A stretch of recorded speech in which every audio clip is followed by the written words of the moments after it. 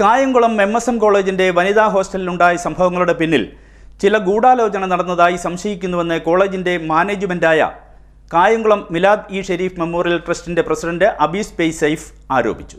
ഹോസ്റ്റലിൽ കയറിയ അജ്ഞാത യുവാവിനെ പിടികൂടിയാൽ എല്ലാ വിവരങ്ങളും പുറത്തുവരുമെന്നും അദ്ദേഹം പറഞ്ഞു.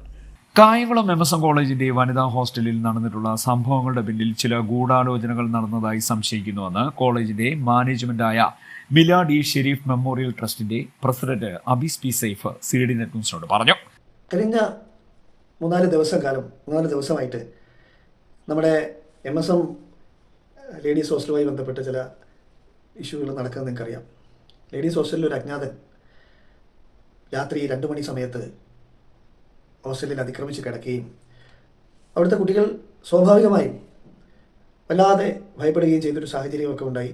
അതിനെ സംബന്ധിച്ച് നമ്മൾ പോലീസിൽ അറിയിക്കുകയും പോലീസും കുട്ടികളുടെ പ്രതിനിധികളും, അതായത് കോളേജിലെ അന്ന് DYSP ഓഫീസിൽ ASU MSF അടക്കമുള്ള വിദ്യാർത്ഥി പ്രതിനിധികളുമായി MSM ട്രസ്റ്റിൻ്റെ പ്രതിനിധിയായ അഡ്വക്കേറ്റ് ACG പങ്കെടുത്തുകൊണ്ടുള്ളൊരു ചർച്ചയിൽ എല്ലാ കാര്യങ്ങളും നമ്മൾ സംസാരിച്ചു, ഒരു ധാരണയിലെത്തി.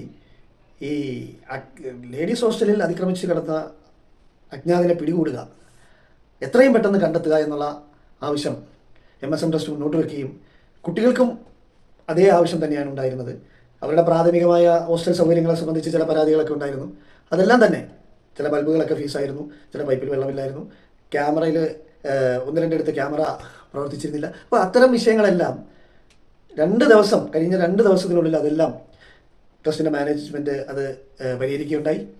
അത് ബന്ധപ്പെട്ട ആളുകളെ അറിയിക്കുകയും ആ ഹോസ്റ്റലിലെ താമസക്കാരായ കുട്ടികൾക്ക് അത് ബോധ്യമാകുകയും ചെയ്ത കാര്യമാണ്.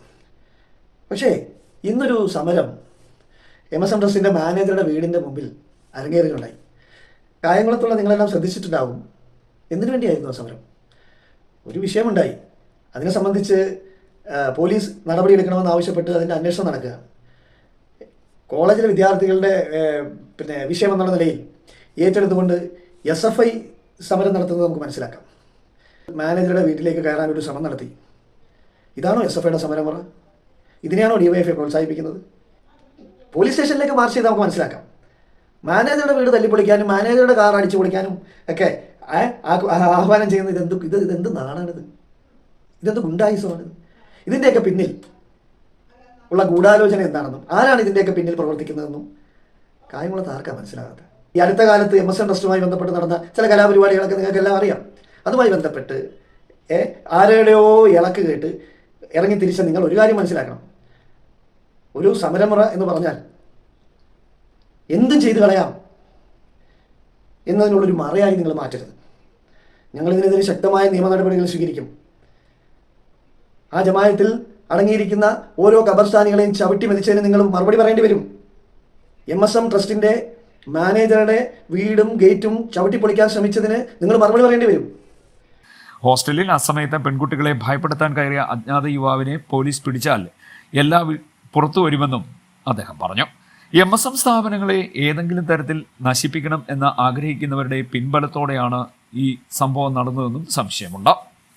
ഹോസ്റ്റലിൽ താമസിക്കുന്ന പെൺകുട്ടികളുടെ സുരക്ഷ ഉറപ്പുവരുത്താൻ പോലീസിന്റെയും നാട്ടുകാരുടെയും സംരക്ഷണം അഭ്യർത്ഥിച്ചിട്ടുണ്ടെന്നും പ്രസിഡന്റ് പറഞ്ഞു.